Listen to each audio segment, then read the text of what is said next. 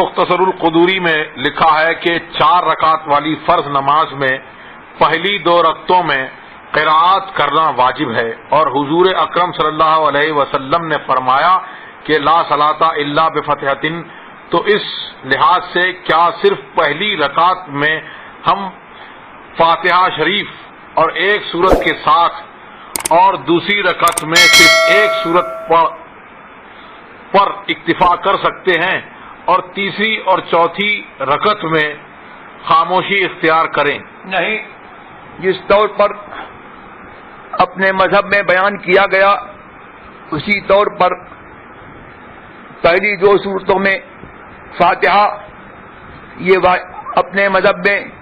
واجب ہے، اور فاتحہ کے بعد دم سورت واجب ہے، یہ کرنا ہوگا۔ اور پچھلی 2 رکعتوں میں فاتحہ پڑھنا واجب نہیں، البتہ مسنون ضرور ہے، اور بے وجہ شرعی اس کا ترک برا ہے، اور اگر عادت ڈال لے تو گناہ ہے۔